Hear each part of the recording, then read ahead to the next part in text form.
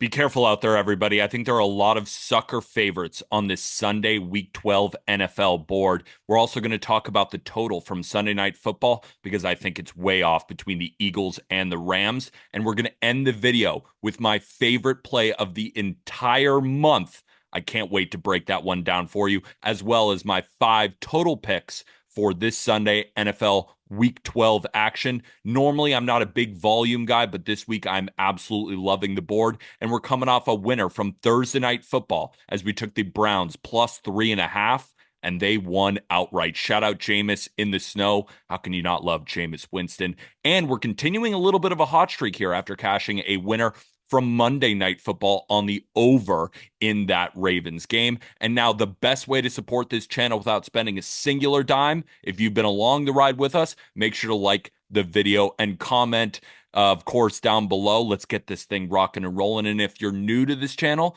make sure to hit the subscribe button, as this channel is the home for all of my NFL picks moving forward. And I'm going for my 4th straight profitable season. We're already in the green, and I hope to continue to build to that with a 5-0 NFL Sunday. But a reminder, this channel is sponsored by BetMGM. It is the perfect time to use promo code JustGridiron for a first bet offer up to $1,500. Deposit at least $10. And if you lose your first wager on BetMGM after using code JustGridiron, you'll get it all back up to $1,500 in bonus bets. However, gambling problem, call or text 1-800-GAMBLER. Must be 21 years or older. Terms and conditions apply. Remember, folks, I know you hear these offers and you might say, I'm a little bit too lazy. If you're not on every book, highly recommend it because you want all of that free money that the books give you. They don't do it often, so make sure to go take advantage on BetMGM. The first spot I want us to look at is between the Kansas City Chiefs and the Carolina Panthers. If we remember, back in week 10, we bet the Broncos plus 8 against the Chiefs, and they almost won the game, right? They lost 16-14. And Mahomes failed to cover that spread, obviously, dropping to 0-5 covering spreads over a touchdown this season. Then I went back and looked. Mahomes has never covered a spread above 10 on the road in his career. He's 4-0 straight up in those games, right? They tend to win, but they tend to win close. They play with their food. 0-3-1 against the spread in those spots. One push, he was a 10-point favorite against the Patriots last year, and they won exactly by 10, right? I love the Chiefs. We invested a ton in their Super Bowl future, right? They've been my pick the last 2 years in the Super Bowl. They've made us a ton of money. But this just feels like an inflated line due to the bounce back notion after they lost to the Bills last week, especially when you consider that Mahomes has been a favorite of 7.5 or more 8 times after a loss.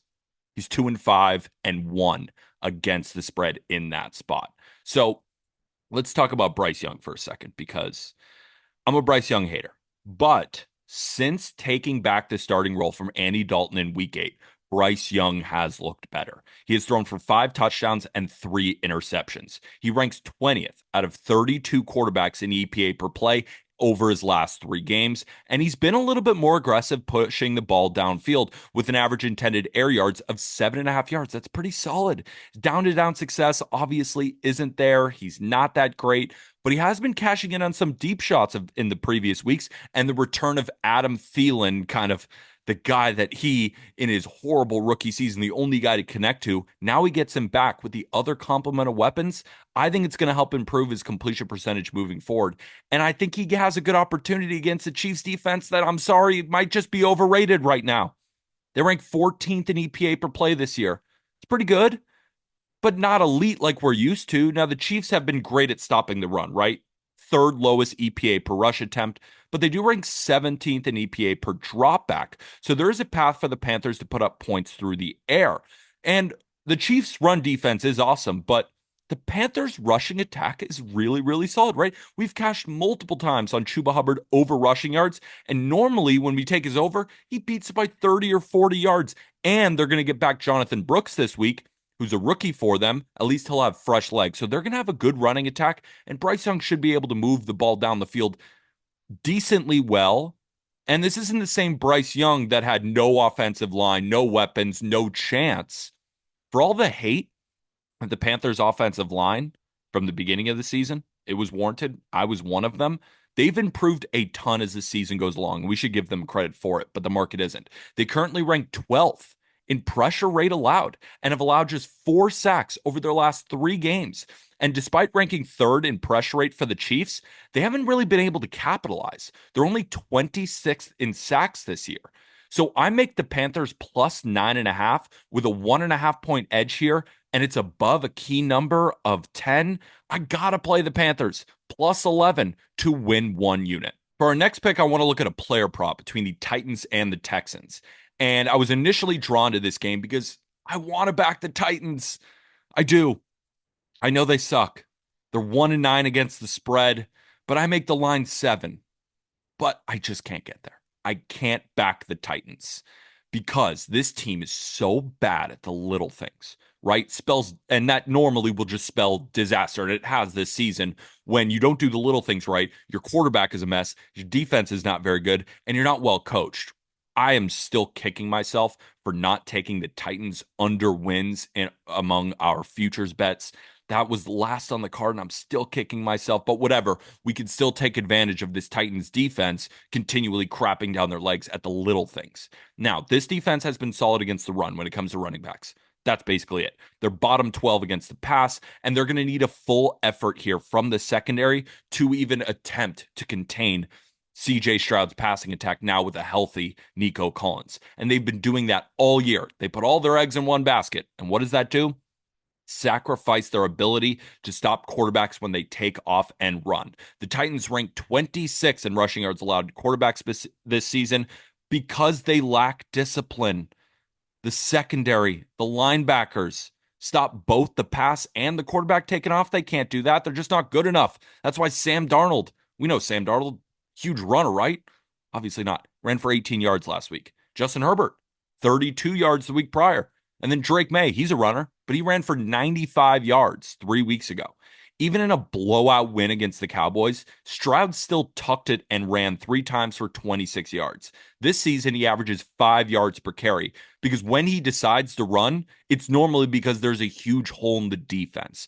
Something I've been seeing from Tennessee for weeks now. He's over this line, CJ Stroud is, in 60% of his games so far this year, and I think he goes over again. And my model on Rithmm, absolutely in love with it, projecting close to 13 rushing yards, giving us north of an 80% chance of hitting this. Now, I highly recommend downloading Rithmm. You can find the link in the description of this video to access your 7-day free trial. You can build your own AI-backed model or use their back-tested model with tons of props, plenty of game predictions. They also do other sports if you're looking for more NBA, college football, college basketball. Definitely go check that out. You know, I use this model for all of my videos, all of my NFL picks, so make sure to go check that out in the description of this video. 7-day free trial. Don't miss out.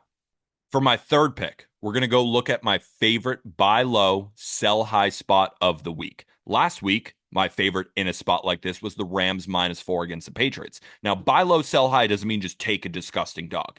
It means that the market is way too high on one team and way too low on the other team, and now is the time to take advantage. Now, with this game in particular, a move made it so I basically had no choice. A line move that's backed by professionals, it's backed by sharps, it's backed by the public. It's really backed by anybody with a football brain that has been seeing the difference between these two teams, but we got to go back and on the other side.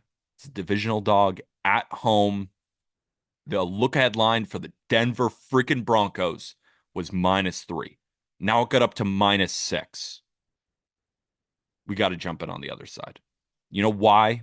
The Broncos haven't beaten the Raiders on the road since 2015. The Broncos were -1.5 at home against the Raiders in week 5. It's not that long ago. Now, they won that game 34-18, but the Raiders actually outgained them in that game and recorded more first downs. They were winning 10-3 before Pat Surtain had a 100-yard pick 6 in the end zone, completely changed the game, changed the momentum, and now this is Denver's peak of the market, or at least I fully believe that to be so. They've covered 4 of their last 5 games, and you combine this with the bottom of the market for the Raiders as they have now lost 6 straight. It's the definition of buy low, sell high. And I think, and maybe I'm wrong, But I think that this Raiders defense is due for some positive regression. They've given up the fourth most points per game this season. But the thing is, they faced a really, really tough schedule of late. They faced the Rams, the Steelers, the Chiefs, the Bengals, and the Dolphins in their last 5 games. All 5 of those offenses rank in the top half of the league. So a matchup with the Broncos, who rank 21st in EPA per play, 20th in points per game, I think is going to equal some better results, especially in the division. And really, I'm expecting the Raiders' defensive front to step up here. They rank number 1 in pass rush win rate and 5th in run stop win rate. The key for the Raiders, get pressure on Bo Nix because he has the second lowest PFF passer rating when under pressure, just beyond Will Levis. Now, the Broncos dominated the Falcons last week, in large part due to the Falcons' injuries just kind of piling up, and they don't have a pass rush. The Raiders, they do. Keep Bo Nix off balance, ensure that he doesn't have time to complete these easy throws. I see a guy like Max Crosby really rising to the occasion, just like what we saw Browns Steelers. We took the Browns. Myles Garrett had 3 sacks, made Russell Wilson's life a living hell. That's what I want. That's what I expect. And that's what I think can happen with this Raiders defensive front against Bo Nix. Now, the Raiders on the offensive side, it is against a divisional opponent, right? Where they have stepped up. I have faith they'll fight here, even on the road in Denver. Week 5, they scored 18 points, which doesn't include that pick 6, which could have, right? They're on the goal line. Maybe they have a touchdown. Maybe it's a field goal, but instead it was a pick 6. And really, this is about backing the trends, trusting the number here. Per Action Network, teams off a 6-game straight up losing streak who are listed as a home dog versus a divisional opponent, 48, 32 and 5, 60% hit rate since 1990. This is a long-term profitable spot. I agreed with them moving off 3, right? I make the game Raiders plus 4.5. I just can't get to the plus 6. And my model on Rithmm agrees, making the Raiders plus 4.4 in this matchup. I'm holding my nose, taking the Raiders plus 6 to keep it close with the division rival Broncos to win 1 unit. Let's talk about the Sunday night football game between the Rams and the Eagles before we get to my 2-unit play of the month, because this total in this Sunday night football game just way too high.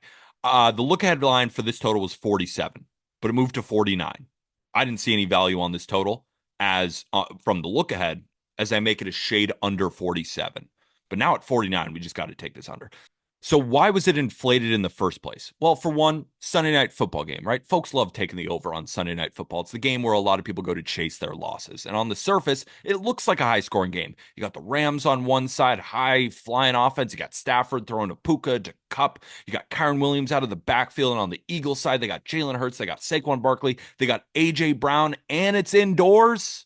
But when we look closer, I think it's likely to stay under the look-ahead line rather than the total that went over the key number of 48. Because Sunday night football unders in general are just a cheat code. 8-3 to the under this season, 64, 35, and 2, 65% since 2019. Sunday night football, again, often the game that people go to chase their losses on. So I highly doubt that this system, right, it sounds too good, due for regression. I don't think it's going to end anytime soon. And to be honest with you, I'm a Rams fan. I don't see our offense having any success. Well, not any success. They will have some against this Eagles defense. But this Eagles defense, since they went on the bye week, number 1 in total EPA, number 2 against the pass, number 2 against the run since that bye week. Fangio's defense, right? Vic Fangio, the DC for the Eagles, they often need some time, right? Few weeks to settle in. And that's exactly what they have. And that's why we bet on the Eagles to win this division. Right? The defense I thought was going to get better, and the offense is still really good. But look at what this Eagles defense did against the Bengals.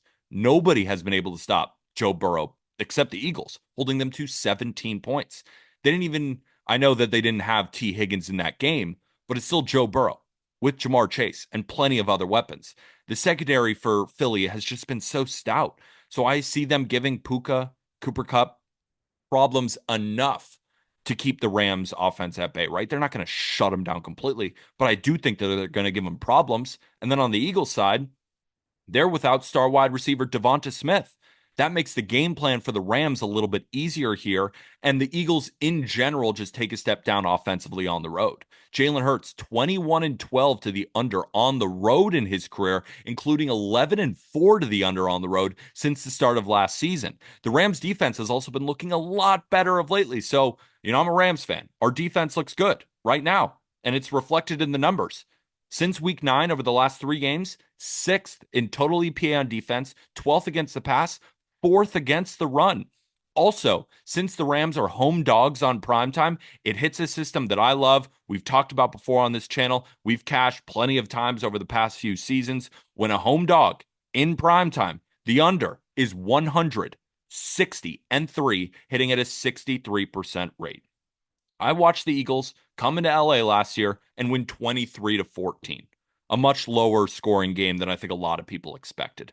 I expect the same here, as does my model, which makes the total 47.3. So it's a bit higher than just my rough numbers, but still, 1.5 off. Give me the Sunday Night Football under 49 at -110 to win 1 unit between the Eagles and the Rams. All right. Time for my play of the month. It's taking a side between the Colts and the Lions. And before I give you the pick, just so everybody knows, fully jumped on board the Lions bandwagon this season. We took them over 10.5 wins. We took them to win the division. We took them to have the best record. We took Dan Campbell 33-1 to win Coach of the Year, which actually has tremendous legs. I've never faded them this year, and they are my number 1 power ranked team in the NFL, which is why I love the Colts number so much in this game. While giving as much credit to the Lions as possible, the highest I can get on this is Colts +6.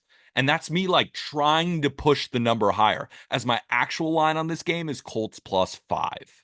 The Lions were -6.5 on the look ahead, and that's when I already saw value on the Colts. However, after they beat the living crap out of the Mac Jones-led Jaguars 52-6 at home, the line jumped to 7.5 over the key number of 7.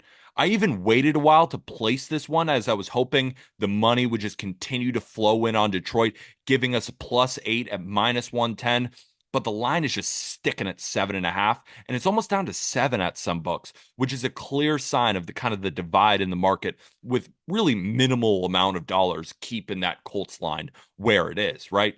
The line should have just been adjusted less, especially after losing such a key piece in linebacker Alex Anzalone. Terrion Arnold, a solid cornerback for the Lions, questionable with a groin injury. I think he's going to play, but again, not 100%. And they've already lost Aiden Hutchinson. And I think that these injuries will reveal themselves more than they have in prior weeks, as the Colts offense is really trending up here. Because Richardson, I thought, looked great against the Jets on the road last week. I watched every snap of that game. I thought he looked awesome. Last week produced the 7th best EPA plus completion percentage over expectation among all quarterbacks. Threw for 270 yards, threw for a touchdown, ran for 2, didn't turn the ball over at all. Steichen's new game plan, it seemed much easier for Richardson, just made his life easier, right? I continued, and I think that's going to continue, right? The success, especially with Jonathan Taylor in the backfield, Josh Downs emerging as wide receiver. They still have plenty of weapons here.